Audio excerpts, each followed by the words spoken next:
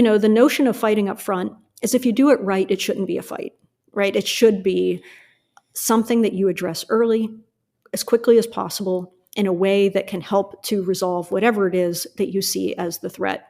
Having the conversations early, having the collaborations rather than conflict early, addressing problems early in your business, in your life, in your relationships, whatever, saves you so much on the back end that you can never predict.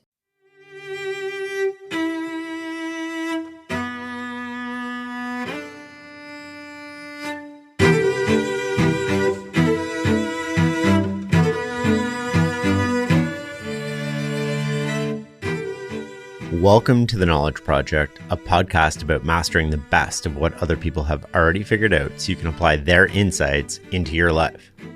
I'm your host, Shane Parrish. If you're listening to this, you're missing out. If you'd like access to the podcast before public release, special episodes that don't appear anywhere else, hand-edited transcripts, or you just want to support the show you love, you can join at fs.blog/membership. Check out the show notes for a link. Today, my guest is Dr. Julie Gurner. Dr. Gurner is a performance coach for exceptional people.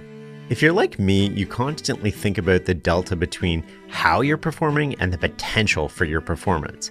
I worry about getting complacent, that I've plateaued or hit a wall, that I'm performing at a level less than the best I can do.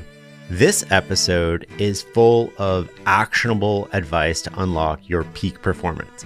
In fact, our recording has so much useful and practical insights that we decided to break it into 2 episodes so you can get the most out of each listen.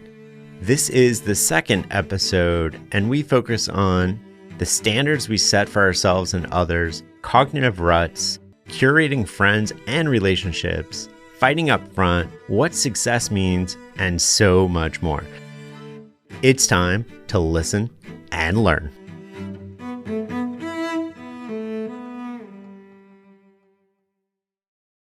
I want to come back to something we said earlier about standards. And so one pattern that I've seen in outliers or highly successful people is that they tend to have higher standards than other people, but they're standards for how they spend their time, standards for the work that they accept or expect out of themselves and others, for relationships, sort of for everything. It's like the bar is raised, and this can cause problems when they expect it from other people too, because I think they tend to expect it from themselves.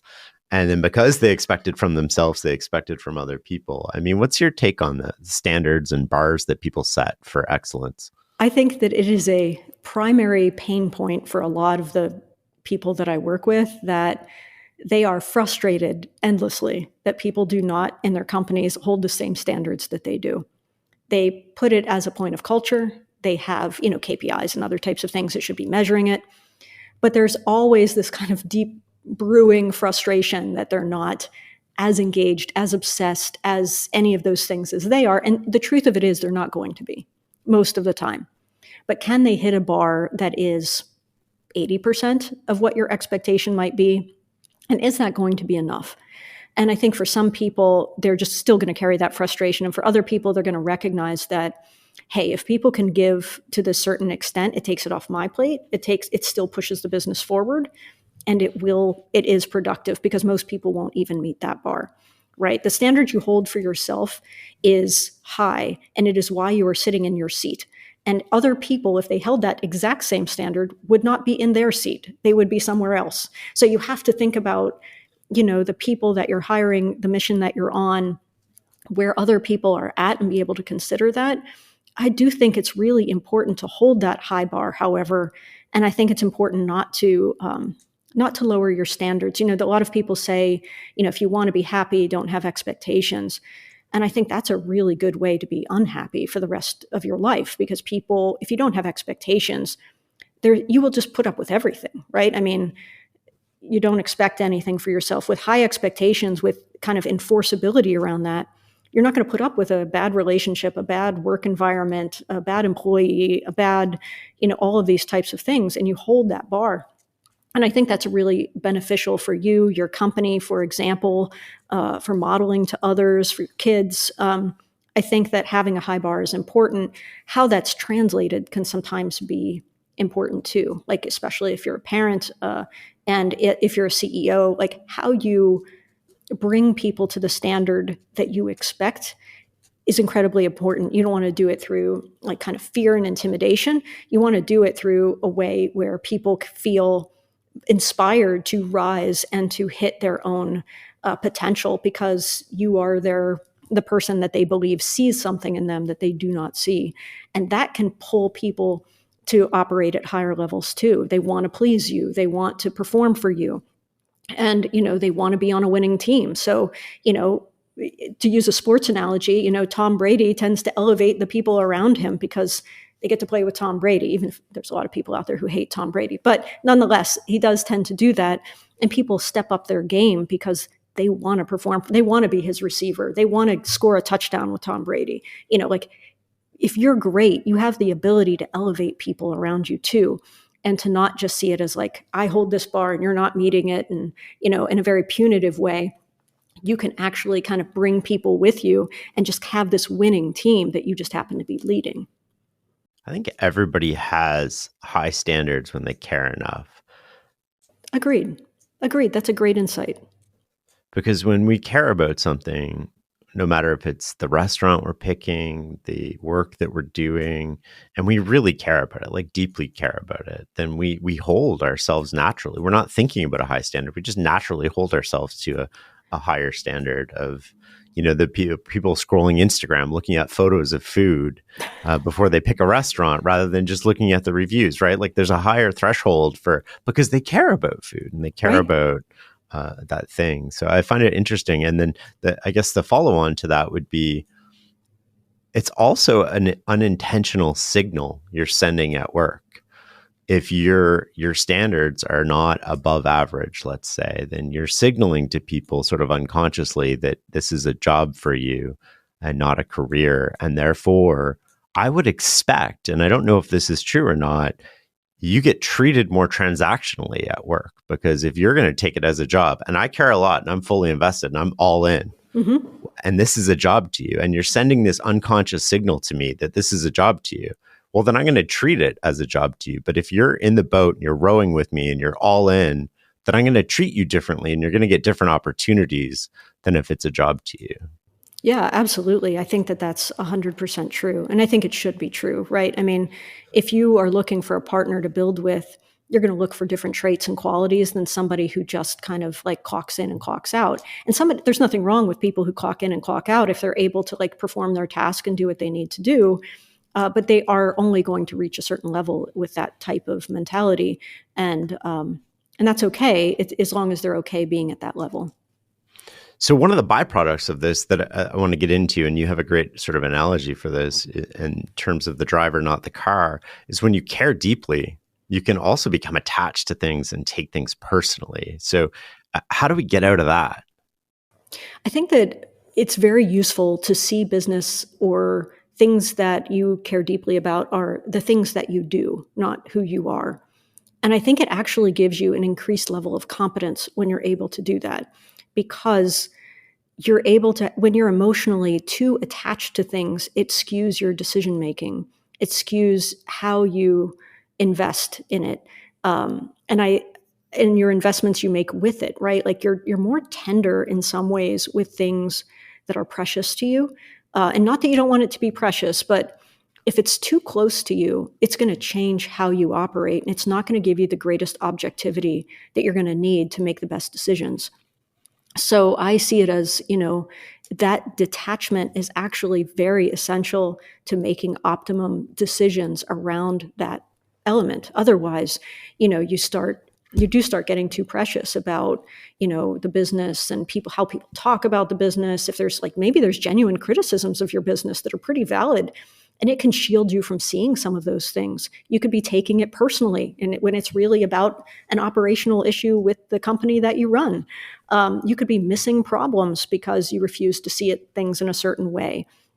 So I think that there are secondary impacts that people don't see when they make themselves the business that cripple the business itself and put it at risk.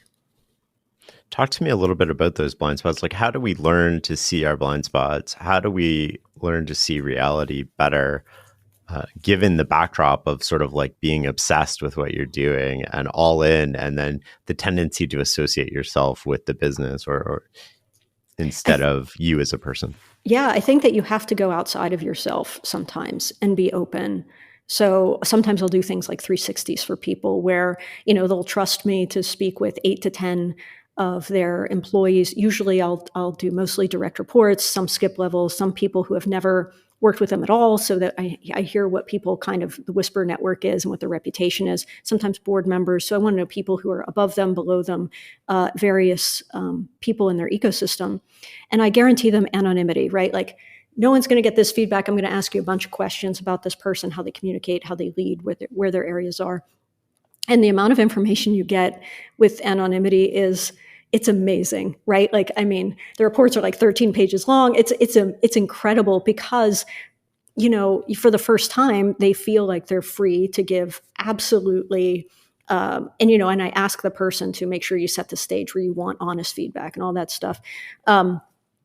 But, for the first time, they're really able to say, well, this is where I see that, like, we could be so much better. Or this is where I see that, like, oh, we're really missing the boat because, we change course too often. Like, the CEO really has shiny object syndrome. Like, people talk about crypto, they're doing something in crypto. They talk about AI, they're doing something there. Like, we got to focus, right? Like, so there's some brilliant feedback that comes from people around you. And then to have to sit with someone and say, hey, this is what other people have seen, right? Like the good, the bad, the ugly. And, sometimes people initially will dismiss things out of hand, and it comes back around that, sometimes this is not always the thing that they should have been dismissing. But I love when people give some pushback around that, because, if you have someone who comes to you and say, I'm going to talk about everything but product. We could talk about everything but product. That's, to me, is a signal like we need to talk about product, right? Like that's the flag. So a lot of times when I get these out of hand dismissals, like, oh, we don't talk about that. That's not important. I'm like, oh, that's interesting, right? Like that's very important. And so we'll circle back around. But you do with blind spots, oftentimes you have to get outside of your own vision and consider it. If you're a leader, you don't have 20/20 vision on your own performance, but other people likely can add to your framework to get you there. You just have to be able to be open, ask questions, receive feedback. And when you're giving other people feedback on their performance, on, performance review, perhaps there are ways in which you should be having others reviewing your performance as well. People say that and they do it. And sometimes they do it in very limited ways, like, answer this, like, 1 through 5, am I an effective communicator? Well, you don't really get any information there. Yeah. Like, so like these are things that you have to make sure that you want real feedback around and create systems where you're getting real feedback around it so that you can genuinely improve and increase your scope of vision. And then you take this information and then you have tough, I would imagine, somewhat tough conversations with some of these people. And you talk about caring deeply and challenging directly. And what does that mean? And how does it relate to hard conversations? Yeah, in the basis of Radical Candor, a book that's often taken pretty out of context because they're like, I'm being candid, I'm being radically candid. But that you really do have to, the basis of it is you have to care deeply to be able to challenge directly. And that somebody has to know that you care deeply about who they are in their role, that you care about their performance, that this is coming from a place that's meant to make them better, right? And if it's not coming from that place, and it's coming from a place of punishing or shaming or, humiliating or dominating, it's not a really effective thing to do. It's a counterproductive thing to do that will work against you. But people can take hard feedback from people that they know are in their corner. And so, it's kind of like, I know it's this really silly analogy, but I'll use it anyway. But it's like if you went to go try on jeans, you don't want the friend who tells you look great in every pair of jeans. You want the person who's like, wow, you definitely should not buy those, right? Like, and you trust them and you don't get angry at them because you know that they're actually looking out for the fact that they want you to look good. And the same is true for feedback in executives or anyone else. Like, I'm going to give you some really hard feedback and it's going to hurt. One of the questions that I always ask CEOs and others, like, hey, what's a question that you'd want me to ask? And one guy said, and I thought it was a really nice question. He goes, I want them to say, what does he think he's great at that he's not? I want them to tell me like what I really think I'm good at, but I'm not. He got some really hard feedback on that. And I think that it can hurt you go out there, you're very confident, and you're very excited, especially on things you think you're good at. And then people tell you like, you're really not that good at this. It stings. And I think you have to be able to sit with people and understand that like, no matter what levels people reach, they're people. And like some of these things are going to hurt. And so being able to present things in ways that are hard, but getting through sometimes some of the other characteristics that prevent feedback like this, you got to push a little bit. And sometimes the conversations are they can be somewhat contentious, right? Like I can say, hey, this is just what I found. And you get a lot of like pushback or defensiveness, and that's okay. I can take that. It's not a big deal. But I think that also you have to have a great relationship for someone to feel comfortable being able to be kind of not their best self with you, right? To be able to give you some hard responses, to be able to be a little brusque with you. And I can take that. And to me, that's a signal of trust, right? You can talk to me a certain way if you want to, but we're still going to have this conversation. It's not going to impact our relationship, and we're going to continue moving forward. But obviously, it's still in a respectful framework. It's just sometimes people respond in ways that aren't optimal, and there's no facade I'm expecting from them. I wonder if your feedback is more receptive. Going back to what we said earlier about working a job versus being all in, you're all in with the people you're working with. And so giving feedback is a very different place from somebody who's all in versus somebody who's working a job. So that would create a little bit of contention at work too, where, if I perceive you as working a job and you're giving me feedback, then I'm going to take that very differently than your friend who's telling you, hey, I got your best interests at heart here. Those jeans don't work for you. And it's interesting how we receive that information. I think also, they're hiring me to give them feedback that they're not getting elsewhere. Right. And they're hiring me because they want to be operating at their best. And deep down, they know this is a problem that needs to be solved. So if you want to get to, a lot of times people will bring me aboard because, if you have an issue with, engineering not functioning optimally, you bring in an engineer. And I guess, my background is in psychology, and I'm the person they're going to bring in to figure out them so that they're able to move to the next level. And whatever that means, I think that at the end of the day, they're ambitious enough, they're engaged enough that they want that to work. And so, they're bringing in someone who can get them to that place. And I think they understand that. And I try to set the table, before meeting, I always say, look, this is going to be tough and some of our moments are going to be challenging. But everything I do is because I want you to win. I want you to be better. I want you to get to where you want to go.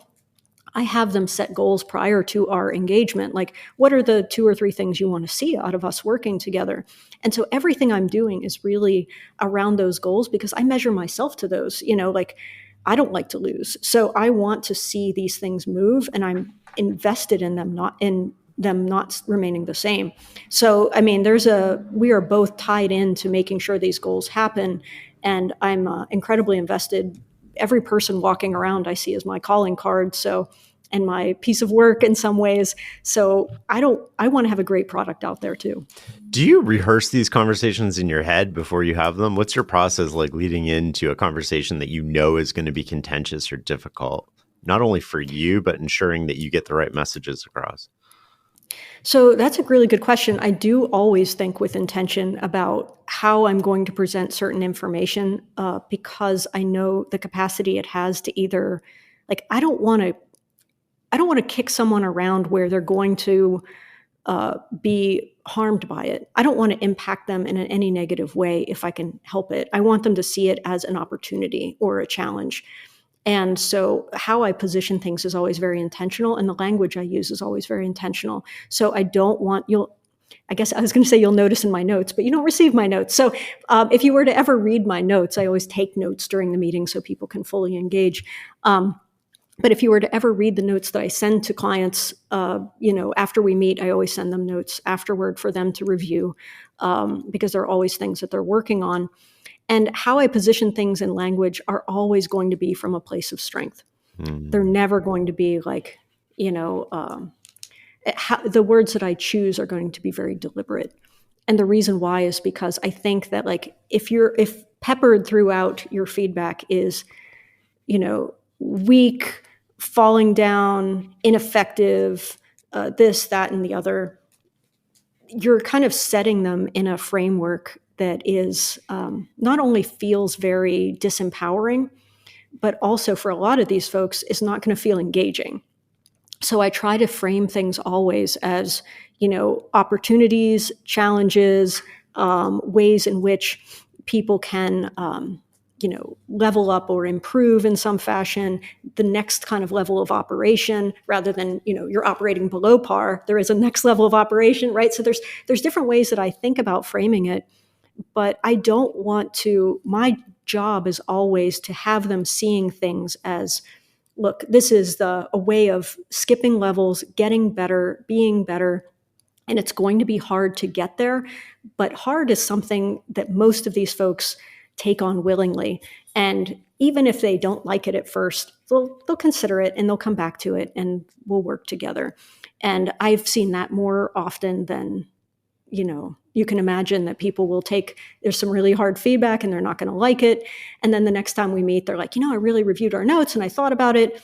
And like, I'm in, let's do this. Like, let's make this happen. Let's master this, right? Like, let's engage with this. And I think that is an incredibly good position rather than talking to someone in a way that is just kind of puts them in a weak position. I'm not going to do that to people, even when it is incredibly hard feedback. It's the difference between victim and survivor, right? Like, you want people who are always in survivor mindset, not in victim mindset. And even I think about that all the time. Aside from being intentional and maybe about the words you're using and the place you're coming from, right? The place of pulling people forward and being better. What are the other tips that you could give people for preparing for hard conversations in advance to put themselves in a position to have the most effective conversation possible? Sure. I think that one of the best frameworks people can use, and I think people don't have hard conversations because they see them as being a conflict, right? It's going to be me versus you, and it's going to be a conflict. So what I try to do is to say, rather than, let's just say Ted is the marketing department is missing its numbers. I don't want to say when Ted comes in, Ted, you're missing your numbers, right? Like, what's going on? I want us to, instead of being me versus you, I want to pull him to my side and be like, hey, this is us versus a problem. You can do this at home. You could do it at work. You could do it anywhere. And to be able to say, hey, Ted, I noticed that, our numbers we're kind of missing here in the marketing department. Can we, let's do some problem solving around how we can really pull these up. So it's a we, you're intentionally pulling someone to your side. You're forming a collaboration against the problem. So rather than me and then you are the problem, it is I'm pulling you to my side of the table and it's us together versus this problem that we're going to talk about.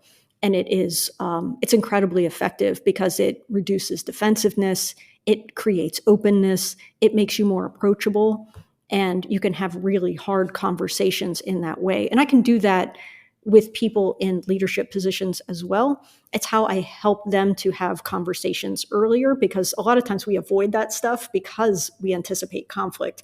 And while there still may be some challenges in those conversations within us versus the problem versus me versus you, you're going to really take the kind of temperature down quite a bit by approaching it that way.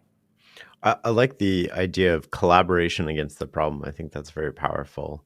Then it doesn't become about you or your behaviors. It becomes about what can we do together to solve this problem. We all have off days, right? Like where we're bad, like things aren't going right. We're angry, we're upset, we have negative emotions. How do we learn to overcome those negative emotions so that we can be productive in the day? You're driving in traffic, right? You mentioned earlier, you get to work, you're really upset, you're late. Not your fault. You're still upset because you're 30 minutes late, you're behind, you've missed. And then you have to sort of like have the ability to reset and go in. How do we learn how to do that? I think that there's a few things. One is that, you have to make a decision whether was this a bad 10 minutes or was it a bad hour or is it going to be a bad day, right? Right. I think that we all have bad moments, bad minutes, bad hours, but we don't have to have bad days. And it's how do we, you make a decision at some point that things are going to bleed into the rest of your day. And I think you have to make, again, it's with intentionality, you have to make a decision of like, all right, I'm really ticked off about X and, I'm here to do X, Y. You reset in a very intentional way. Right. And I think that for me, it's about how am I thinking about coming into this day, this meeting. I try to help people think about their intention going into things. How do I want people to feel? Do I want them to feel my frustration? Or do I want them to feel like, they're engaged in a company moving forward? Do I want them to be influenced by my bad, fight with somebody or car problems? Or do I want to make sure that they feel like excited and motivated to take on the things ahead? So you have to be intentional about how you want other people to feel and kind of what the outcomes are that you want. And be really honest about whether you're creating those or you're really blocking them. Because oftentimes, if you're bringing your bad mood to the table, you're blocking the very outcomes that you want. So if you're able to tell yourself, like, how do I want to make people feel when I come in here? Well, if I want them to feel frustrated, afraid to approach me, and all of these other things, I'm probably just going to be the bad mood that I'm walking in here with. But at some point, as a leader, and this is I think it's kind of controversial to say, but like you step into a role, right? They call it a role for a reason. You are stepping into a part you are expected to play to be effective in this organization. And if you can't do that, you're not being very good at what you do, right? You're kind of drawing away from the effectiveness that you could have. And sometimes stepping into that role means that you leave a lot of other things on the side. It means that you don't bring your full self to work. Nobody cares. Nobody wants that. And like, you bring your best work self to work and you lead from the front and you do what you have to do. So I think about it like that too. Like your expectation for yourself needs to be that you step into the role and you do what you need to do to have the best results you're going to get.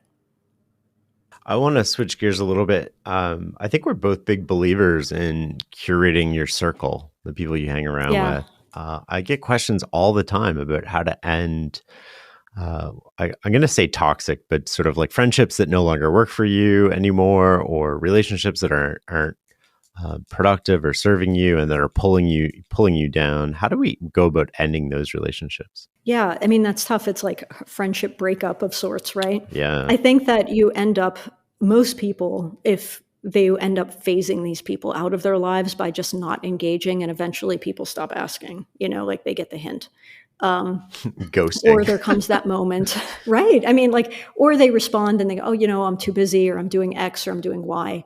And so I guess that I'm a fan of being somewhat upfront, like, I'm really busy focusing on X right now. And so I'm really not going to have the time to be doing, X, Y, and Z, or I'm at a place right now where I'm really busy with my business. And so I'm really not able to, kind of go out on Fridays.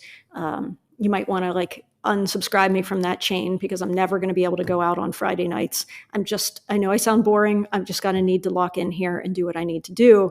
And eventually those people will kind of go on their merry way. But it's being direct with them about, what you're able to do, what you're not. If someone's calling you or texting you all the time, being like, hey, I'm sorry, I'm not responding to all your texts, but I really don't have the bandwidth, if I'm being honest, to be able to respond all the time. And so I'll get back to like, being able to be candid about some of those things is really important. And usually people are pretty okay taking that hint and they, fade away a bit. And then eventually this thing kind of falls off. If you want to have a more direct break because people are actively toxic, that's another thing. And obviously requires like kind of a conversation. But most people avoid those kinds of hard conversations when they can, sadly. I think it's sort of easy to see the extremes, right? When somebody is in your life and, it shouldn't be there. But what are sort of like the red flags to look for as a lead up before it gets to that point that you see in relationships, be it with friends or family or even, a partner or spouse? I think people who violate the boundaries that you set are a big one, right? Like, hey, I really need to work on this project tonight. And you tell that to your friends or you tell that to others and they're like, hey, do you want to go out? Do you want to do this? Oh, can you wait? Can the project be pushed back? Can they do this or that? That to me is a flag. People who don't respect what you set up to begin with. People who are not supportive are sometimes a flag. It's one thing to ask smart questions. It's another thing to kind of reduce you in any way. But I think one of the biggest ways that I think about it is how do you feel after your interactions with them? Do you feel energized? Do you feel engaged? Do you feel motivated? Or do you feel beaten down? Do you feel uncertain? Do you feel insecure? Do you feel like any of those negative things? So I think your energy is probably the best flag, and it isn't always about something specific. So if you leave those interactions and you find yourself not feeling great, to me, that's always the first flag. And then do you notice there's a pattern that like every time you talk to this person, you have that same like sap of energy, and it's like a vampire of sorts, and you don't feel like energized and positive and optimistic and whatever. I mean, everyone goes through hard times. So maybe your friend's going through a divorce and you want to be there for them. But if it's a persistent pattern where like you're walking away feeling negative or, kind of not engaged or not energized, and they're kind of taking from you, I think that's a really big sign. One of the things that we talked about earlier that I said we'd come back to was fighting up front. What does it mean to fight up front, and how do we do it? So when I first was in grad school, my area of specialization was adult psychopathology and forensics. So I worked a long time in forensics, whether it was a bit in forensics, I should say, whether it was in like, a maximum security setting or evaluating people for like, mental state at the time of the offense to set up the insanity defense, or mental state at the time of the crime, setting up for the insanity defense. So one of the things in forensics that they tell you, just a good rule of thumb, is that, hey, if you're ever walking along and, somebody tries to kidnap you, pull you into a van or a truck or a car or whatever, your best chance is if you fight up front, right? Like this is the chance you have, because once you go into that vehicle, wherever you are taken, wherever that secondary location is, you don't know what's going to happen, and it will be worse, right? It will be worse. You can't predict it. You don't know it. It's a bad thing. So you want to do everything you can to not get in that vehicle. And if it ends your life, if it has a tragic outcome, so be it. But it is going to be more pleasant and better for you than ever getting in that car. And I really thought about that a lot, because having the conversations early, having the collaborations rather than conflict early, addressing problems early in your business, in your life, in your relationships, whatever, saves you so much on the back end that you can never predict. If you're able to address an issue with an employee that like all of a sudden you have this gut feel, man, this guy's not going to work out. This woman's not going to work out. And a lot of times, okay, I'm going to monitor them, right? You want to give them benefit of the doubt. So you monitor, things aren't going well. You put it off. Now they're on a PIP or some kind of plan. You put it off.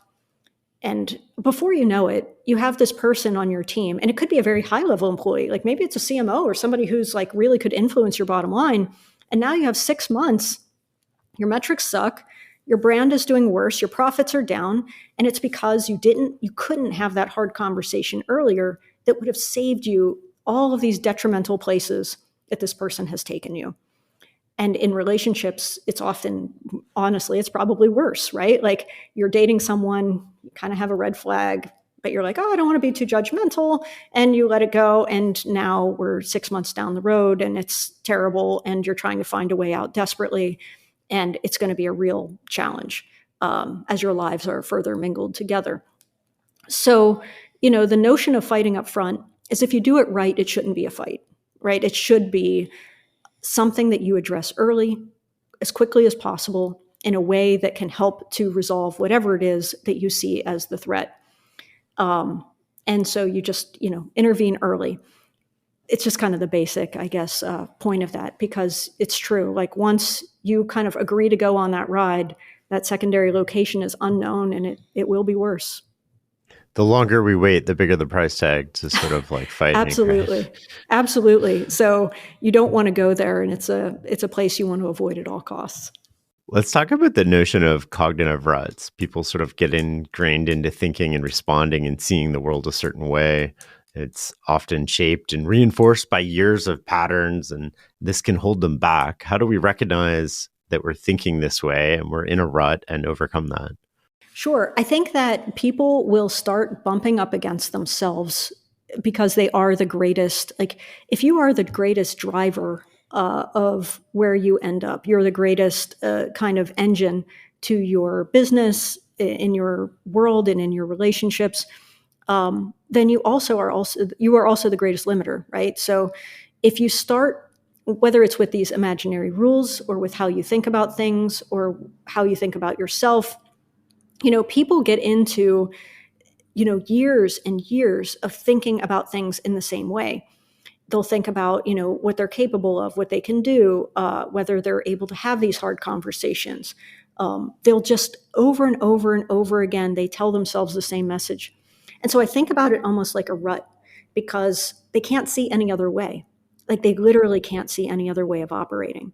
And so they're in this tunnel, they're in this rut, and they're just going to think about things the same way.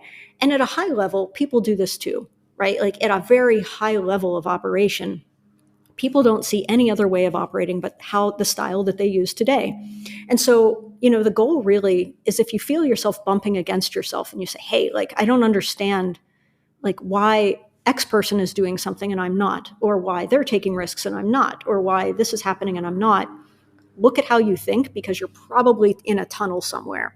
And so what you want to start to do is to expand yourself into places where you're going to get some movement there, right? Like you don't get out of the tunnel right away. You kind of go up on the wall a little bit, and then you go back into it, and you get up on the wall, and you see a little hope maybe sometimes outside of it, and then you get back into it, and then eventually you're going to kind of pop out of that.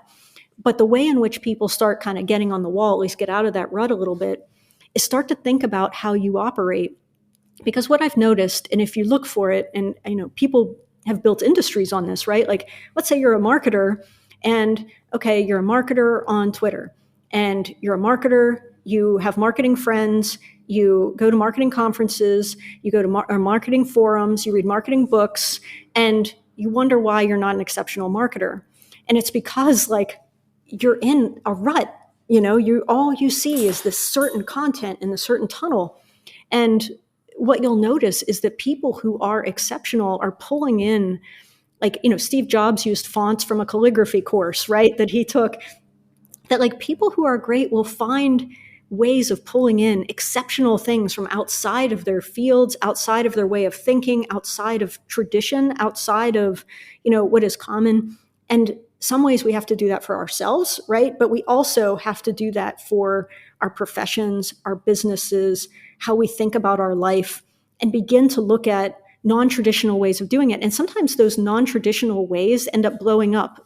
Like, for example, the FIRE movement, right? Like the financially independent retire early group, had a different way of looking at finances, but, some people like them, some people don't. But I think that what's so cool about it is it's a different way of looking about retirement. How cool is that? And then you have people who think about, other elements of pulling in art into what they do. And we see things with like, Web3, and we see things with, some other areas where they pull in, even with crypto, pulls in some elements of traditional finance to make itself bigger and more powerful. So it's these collaborations and using things in unique ways that make us really exceptional and can really push us past our boundaries, whether that's us as a person and thinking about new things. Tim Ferriss and his 4-hour work week made people think a lot differently about work and how they allocate time and outsourcing.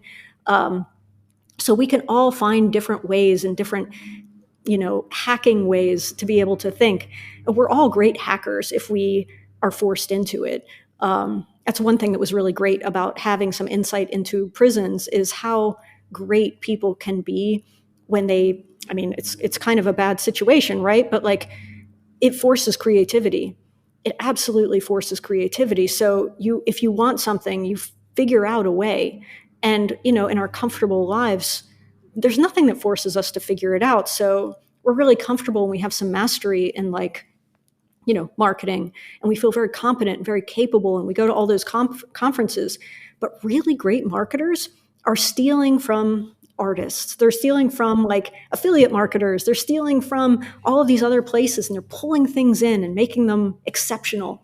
And so these cognitive ruts we get in, sometimes we have to really think like, are we reinforcing our own rut? And how can we begin to expand outside of it? And, what I try to do personally is that I try to make sure that like everything I'm reading isn't just about like performance or psychology. I'll read like autobiographies and biographies about people and how they thought about things. But also I definitely follow and read artists, and I definitely follow and read people who are in other fields and philosophy and other things, because I need to see and be challenged all the time in what I'm pulling in, so that I can think of something new and novel, or put things together in new and novel ways, so that I can be great at what I do. And I hope that people are always challenging themselves, because it seems like, not to criticize LinkedIn, but the content of it can be really rote and boring. And you can see how these ruts happen, right? When we criticize these big corporations, sometimes we can see how it happens, because you look at maybe conferences are upcoming or things that are happening, and you look at the list and you're like, oh my God, this could have happened like 5 years ago and been exactly the same. What's challenging things? What's pushing people out of that rut? What is kind of challenging them personally, professionally, and how can they think about this more effectively? I want to ask, in all of your work, what have you learned from people that you've applied in your life that's made a difference to the quality of your life? Of the clients, I think that they challenge me always to think bigger than I do. I think that there's always a different level that I'm unaware exists. And so it certainly opens my range and how I think about things, when every single day, I have 2 or 3 clients I'll meet with every day, and then I'll have like corporations and do some corporate contracts. But, when you work with people who are operating at a certain level, some of my clients are working, a couple $100,000, they're making, some are running billion-dollar companies, and some have built, companies that are worth quite a bit. And you see kind of like, how they live their lives, and how they think about their work, and how they think about their business, and how they think about risk. And it certainly makes me think like, I need to continue to expand and challenge myself, so that I'm, bigger, able to reach more, able to do more, and continuing to, expand and grow and challenge myself. It's exciting. I'd love to hear kind of how they think about some of these elements while I'm helping them on other specific other elements, because it's, I think our exposure is important.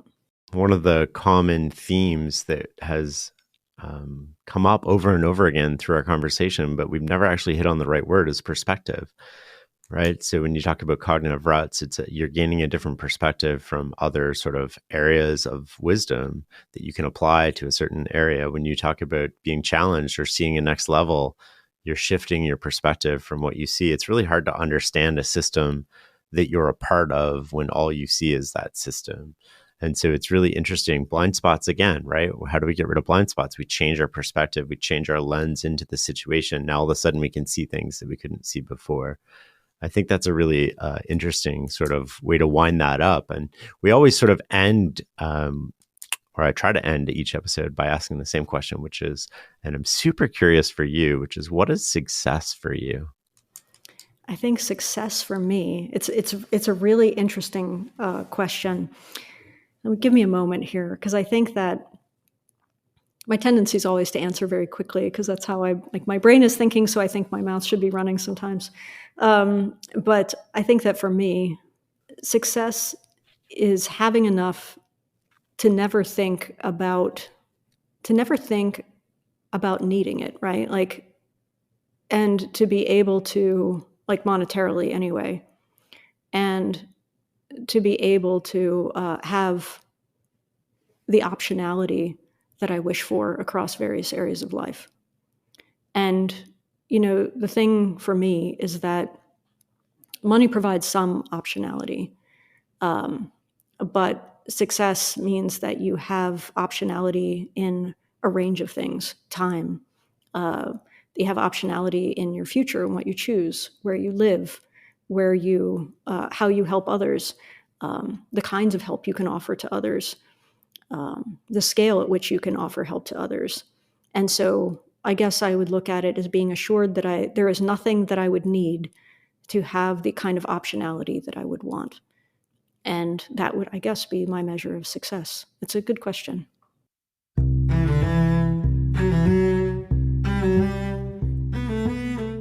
Thank Thank you very much. And thank you so much for a wonderful conversation today. Thank you so much for having me. We've circled around each other quite a few times, and you're a really thoughtful, wonderful man. So thank you for engaging with me today. Oh, thank you.